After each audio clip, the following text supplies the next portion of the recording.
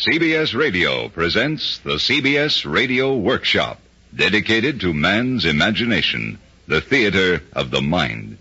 Tonight, a study in semantics, or a play on words. It is written by Anthony Ellis and is called A Matter of Logic. All right, Bill, hold it. You mind, Bill?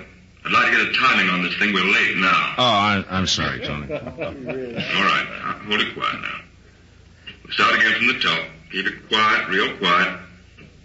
From the top again. Hey, Tone.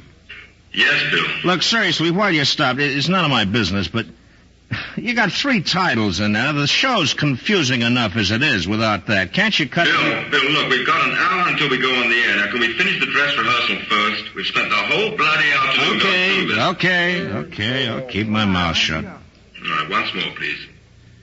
You from the top. Keep it quiet. All right, here we go.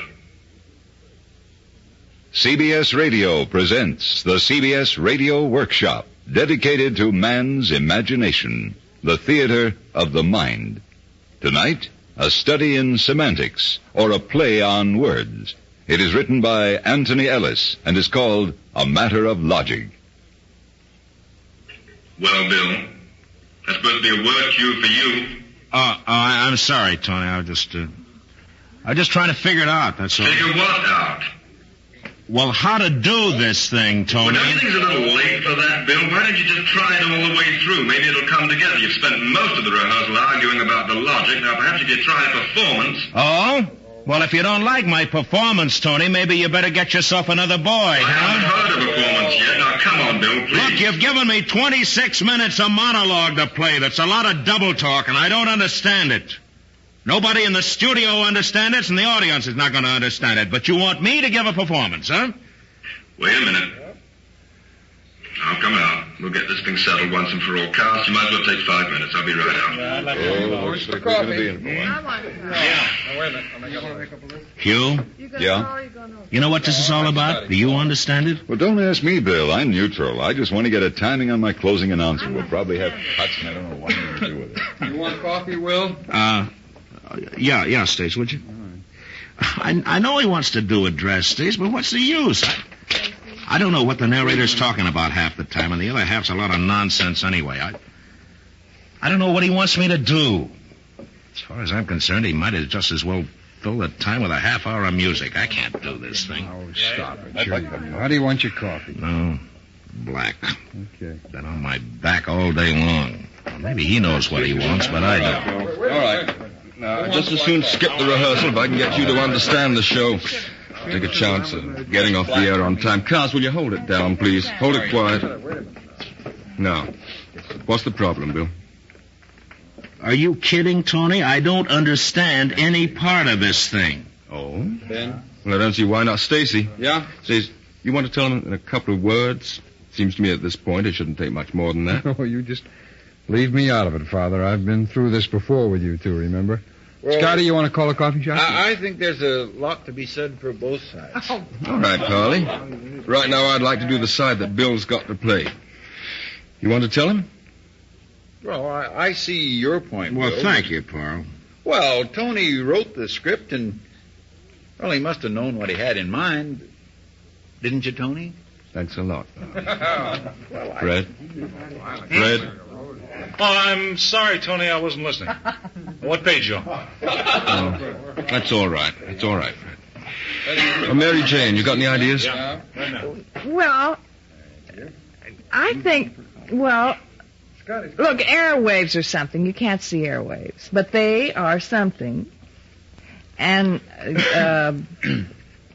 the sun rays, what are those rays? The sun rays. The cosmic rays. Now, they're something. You can't see them. Well, how about sound?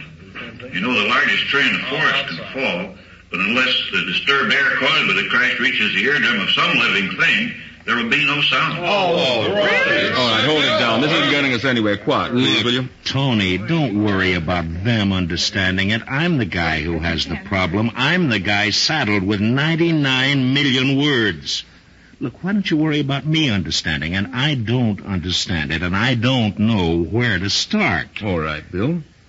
Let's start at the beginning. We've been through that. All right, we'll do it again. Line 17. Hold it quiet, will you please? 17, definition, page 1. It's pointless, Tony. No.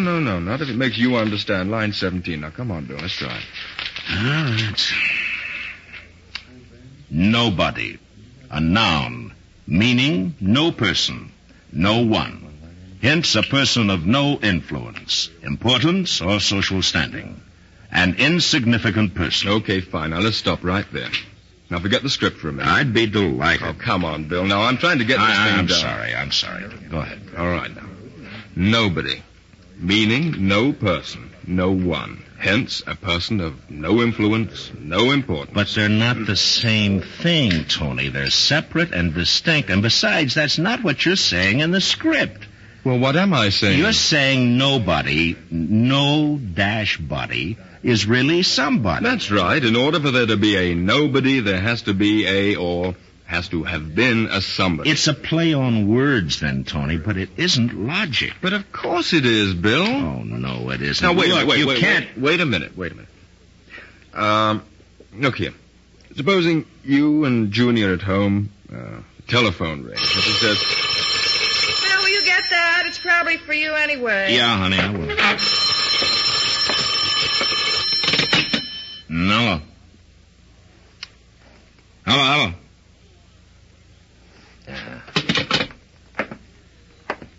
Who was it, honey? I don't know. Nobody was there. They must have hung up. Oh. Nobody was there, Bill. Right?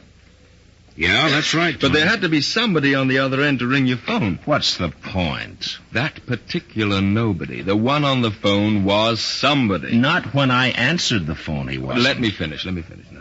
That's one nobody. All right, now here's another one. You're home. It's dinner time. Somebody comes to the door. Bill, someone's at the door. I'm getting the dog's food ready. Okay, I'll go. Lisa, honey, will you please be quiet?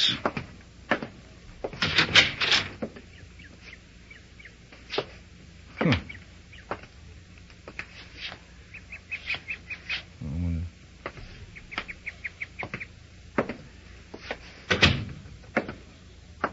Who was it? Nobody. Oh, probably some kids. Nobody, Bill. But somebody rang the doorbell. Junie said someone was at the door. I'm not arguing with you, up to Tony. now, though, you follow me.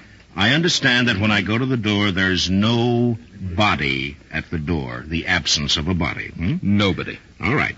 Nobody. And the same thing with nothing. Nothing can also be something. Well, let's finish with nobody first. No. They tie up. Now, you don't understand what I'm trying to say in the script, Bill, that nobody is really somebody and nothing is always something. That's the whole idea. They're inseparable. Now, look, let's take nothing. Go ahead. You're upstairs. You're in bed. And now you've put the light out, and you're almost asleep, and suddenly Junie turns over and shakes you. Bill. What? Bill, I heard something downstairs. What is it? Wake up. Bill. What is it? I heard something. Where, honey? Downstairs. Oh, darling, the dogs would have barked. Now go to sleep. No, I heard it again just... Now, there is something, Bill. Oh, right. Seems to me you're always hearing something. Well, I did. Listen. Oh, it's probably a tree branch. No, it isn't. Oh, we should wear earplugs. Be careful. Of what? You look all over downstairs, Bill. You don't hear anything. You don't see anything. So you go back upstairs, and Junie says to you... What was it? I told you nothing. There's nobody there, nothing at all. Nothing there. Nobody there. But you both heard a sound. Well, you say we did. I didn't, Tony. Besides, why have I always got to be the one who answer the phones and the doorbells and get up in the middle of the night? Why don't you let her do That's it? funny. Well, no, let's not be funny. I'm as sick of this thing as you are, Bill. I doubt that, We've got Tony. a show to put on the air in about 40 minutes, and it's going to go on. Now, will you please try to help? You haven't said anything new, Tony. I know what you're getting at. You're saying nobody, nothing, are somebody and something. Tangible somebodies and somethings, but they're not, Tony. Now, if you want to make a play on words, that's all right with me, but what you're asking me to do is make reality out of fantasy, and that's the way you want me to play it. But I can't do it, Tony. It can't be done. It's not logic, and we can sit here for 10 hours. That's not going to change anything. But you do agree that nobody is the absence of somebody? Obviously. As an Tony. example. Oh, that's not. I don't want any more As an example, you're a policeman. You get a call about a murder. You go to the scene of the crime, and while you're there, Excuse me, Mr. Ellis. Yes, you... I'd like to be able to run through the closing before we go on the air. There are a couple of That's things... all right. We'll have time. Now, don't worry about it. Thank you. Look, Tony, why don't we just forget about it? I'll do No. the best I can. This may help to straighten it out. Now, look, you're a policeman. You go to the scene of a crime. Yeah. When you get there, the officer on the beat's waiting for you.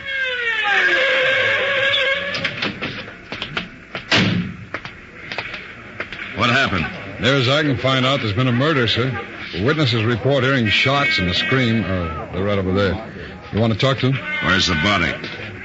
Well, that's the funny part about it. There isn't one. No body. What do you mean, nobody? You said a murder's been committed. Yeah, I know, but when I got here, there was no body anywhere around. Well, what happened to it? I don't know, sir. Nobody seems to know. Now, that's the absence of somebody, some corpse. In other words, no corpse, no body. Go on. And the officer says nobody seems to know. Now, that's a different nobody, Bill. So? But the nobodies who don't seem to know anything about the missing bodies are the witnesses, right? Yeah. And the witnesses are somebodies, but they're also Look, nobodies. Tony, Bill. I'm tired. I'd just as soon drop the whole thing. You're right. You are right. I can do the show, and I will do the show. And you understand it? No, I don't understand it, Tony. All you've managed to do is make it even more confusing. Well, I think we're on the right track. You'll see it in a minute. And I just as soon not. Well, we've gone this far. Now, let's finish. None of this has got anything to do with the script I've got to do, though, Tony. Bill, it's got everything to do with it if you'll just be open-minded about Look, you're very convincing. If you want 2 and 2 to make 5 for the sake of argument, you can do it. With fantasy, you can do anything. I agree with you. 2 and 2 make 5. But it isn't logic, Tony. It's fantasy.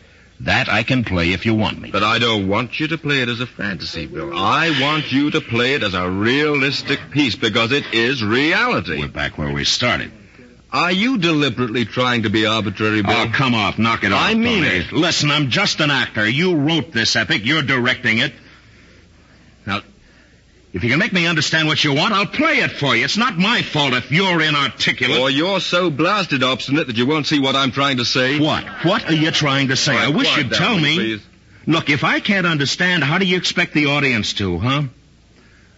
I've got a wonderful idea. Why don't you play this thing yourself, and I'll go sit in your little control room and wave my finger at you. How about If it that? weren't so late, Bill, I'd try that. I'll bet you would, yeah. That's a nice piece of arrogance. Do you mind if we get into personalities after the show, Bill? Oh, I'm sorry, Tony. I'm sorry, fellas. It's all right. It's all right. It's my fault, too. Now, look, I'm trying to see your side, Bill. I really am. Will you just do one thing for me? Now, maybe this will clear it up. Yeah, sure. What? Turn to page 21. 21. Yeah. Line 8. No. Let's start on 10. Yeah, that's it. That great assemblage of Yeah, I got nobody's it. line 10. I got it. Who are they? That great assembly of nobodies. Where do they come from? But why should I be afraid? They're non-existent. They can't. They don't affect me. Well?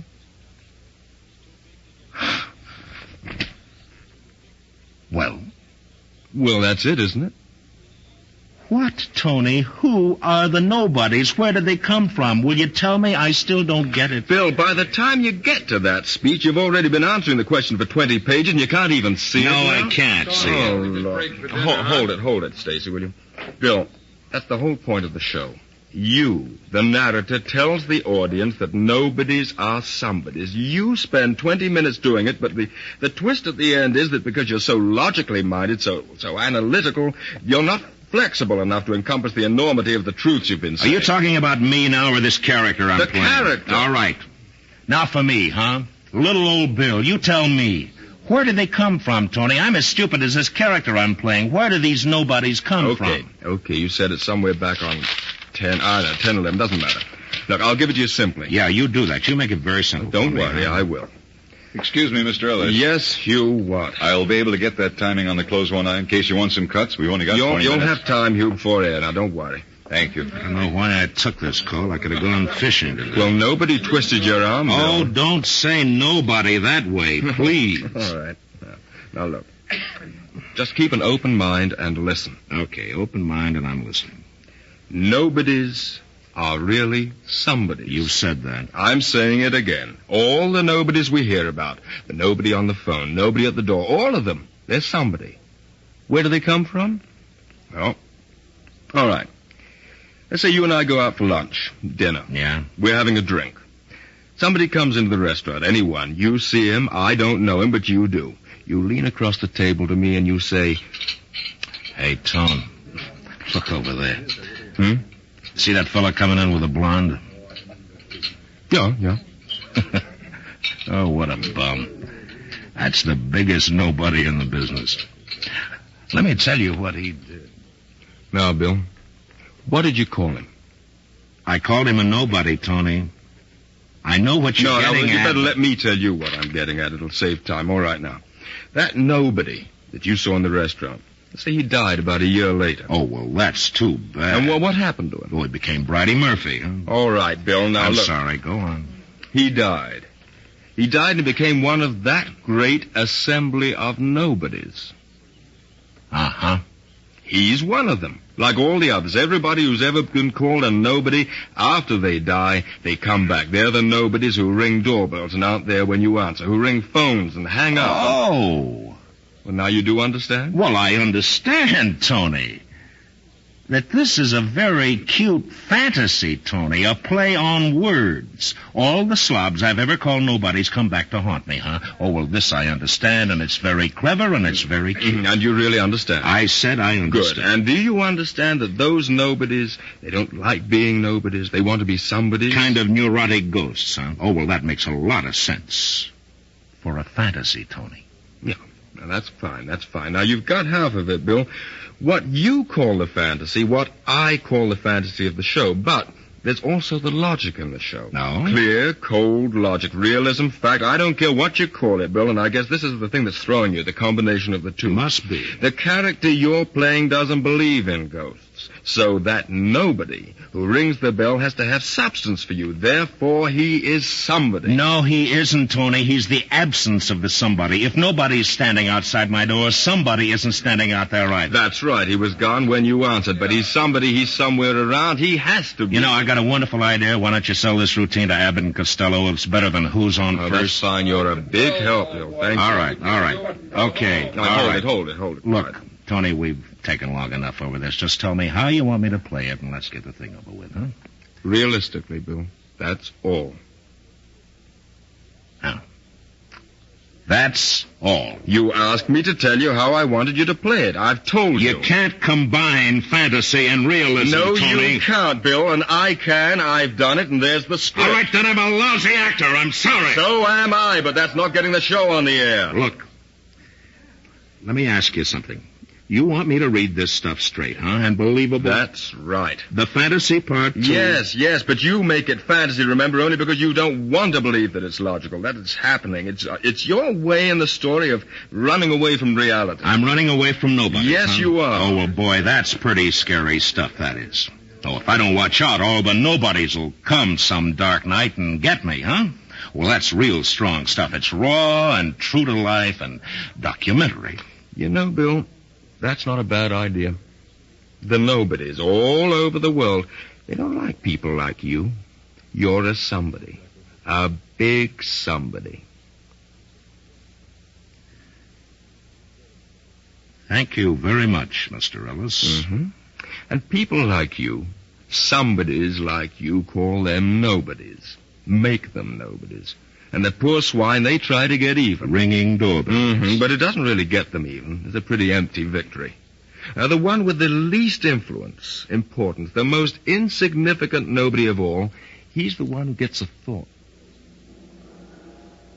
We'll make a list.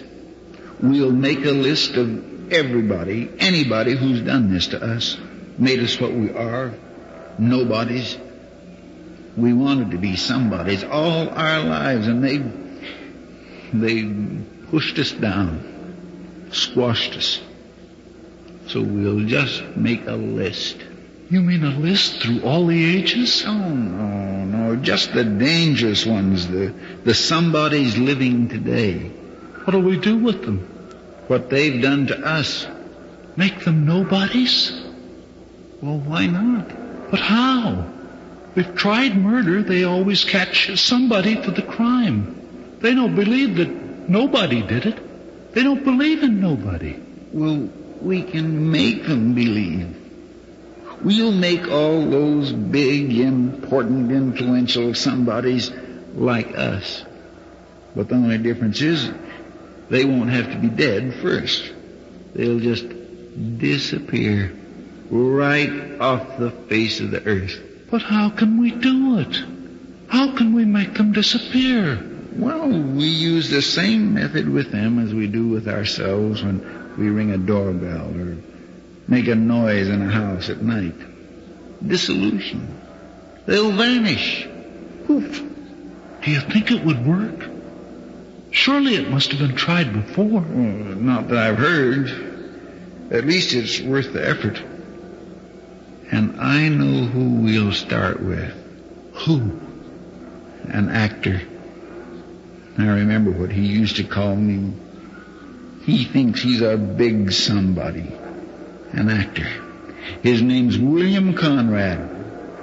Yes, sir, we'll start with William Conrad, and when I'm finished with him, he'll be the greatest nobody, the most worthless non-entity in all of existence throughout time.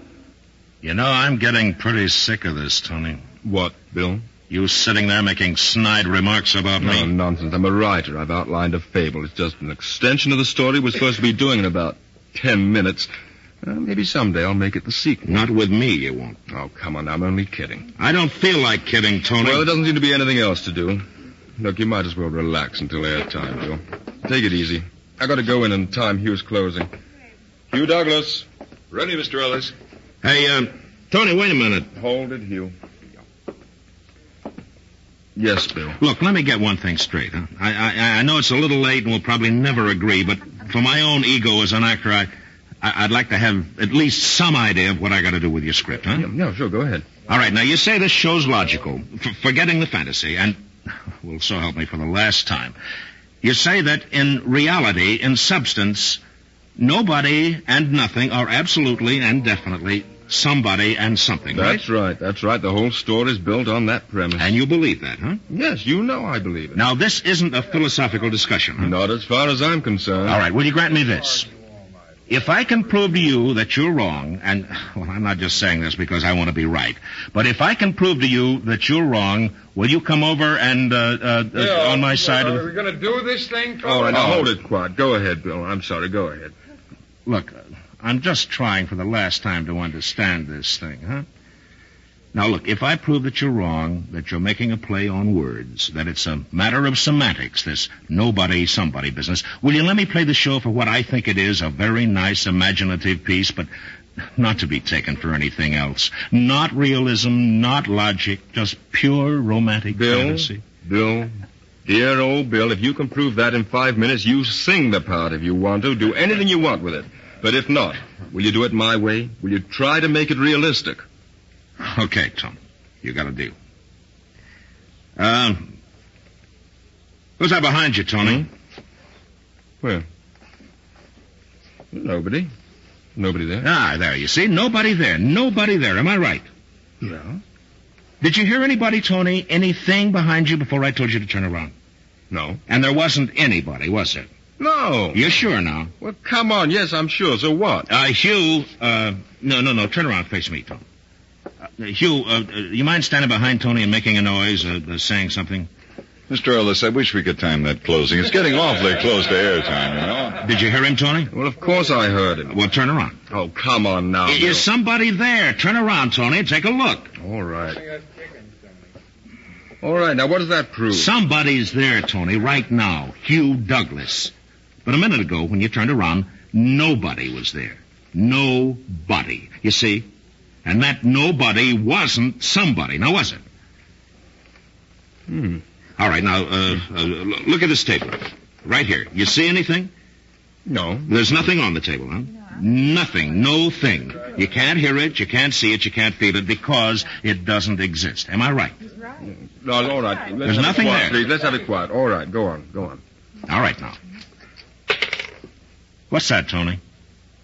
Well, It's a quarter, right? Yes, it's a quarter. A quarter. Something, huh? You see it, you feel it, you even heard it when I threw it on the table. But the nothing on the table a second ago wasn't something until I threw that quarter down there. Now, was it? Mr. Ellis, we've only got 3.5 minutes. If you're going to want to make any cuts, I've got all the right, time. Hugh, all right. In a minute. We'll have time now, don't worry.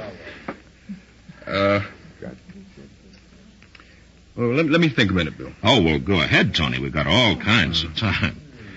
There's nothing.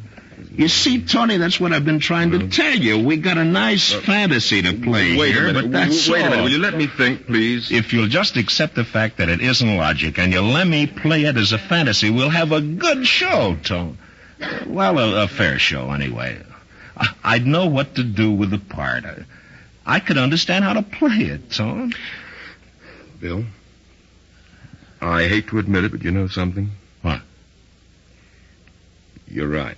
It's a play on words. Well, thank you. 3 minutes. Now it makes sense, huh?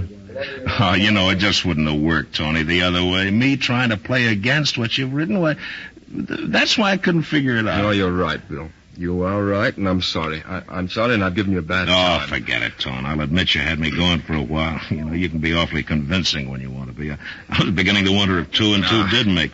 Well, I tell you, I'll buy you a drink after the show. Now, I'll make it 2 drinks. Okay. Mr. Ellis. Yes, just a second, Hugh. Now, look, Cast, I'm sorry about that dress rehearsal, but will you just play it as you did on the first and second readings? It was fine, sounded fine. This nonsense of mine won't affect you. Bill knows what to do. My apologies. Mr. Ellis. Yes, Hugh. Yeah, look, why don't you just make an optional 10-second cut? That ought to do it, and if I need it, I'll give you the signal, all right? Well, I haven't even seen... Hey, Tone, look, there's just one more thing. Yes, Bill. Look, at the end of the script where I'm supposed to be afraid of the nobody's coming to get me, Mm-hmm. Do you think if I cut line 25 that maybe... What? Maybe... Well, what, Bill? What's that noise? I don't hear anything. Listen, Tony, you didn't hear it? No, it's just a ringing in your ears. Nothing. But it is something. Now, look, this What's is a good that cut noise? that Bill suggested. Cast, will you make this cut on page 21? Page 21, line 25, and that's cut, all right? Yeah. 2 minutes. Now, is Bill going to finish the speech, or do I... What's the matter, MJ? Are you sick? Mary Jane? Bill, What? he's gone. Well, he's probably just gone up. No, he was standing there right behind you. I was looking at him, and he just disappeared in front of my eyes. What are you talking about? Bill? Bill? Mr. Ellis, I've got to read this through. Where's Bill? Tony, he's standing right behind you. Just a minute. Well, I know. Bill? Farley, did you see him? Did anybody see Bill? I was looking at him. I saw him, and he just wasn't there. Bill? Bill! Where did he go? Hey, Bill! I've got to do this closing. Will somebody please time the closing? What's going on out there? I don't know. Bill Conrad seems to have disappeared or something. Well, better go ahead anyway. We'll time the closing. Okay. CBS Radio has presented the CBS Radio Workshop from Hollywood tonight, A Matter of Logic, which was written, produced, and directed by Anthony Ellis. Mr. William Conrad and Mr. Ellis were heard as themselves. Others in our cast were Stacey Harris, Mary Jane Croft, Hugh Douglas, Parley Bear, Fred Mackay, Ben Wright, Robert Chadwick, and Bill James.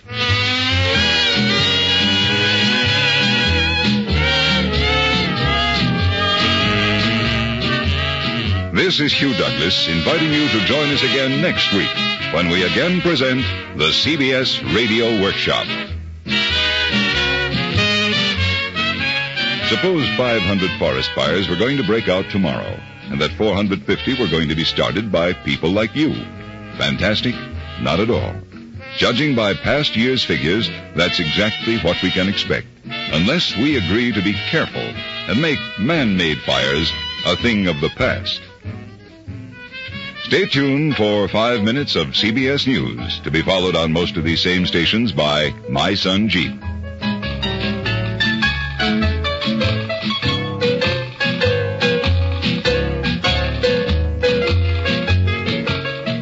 America listens most to the CBS Radio Network.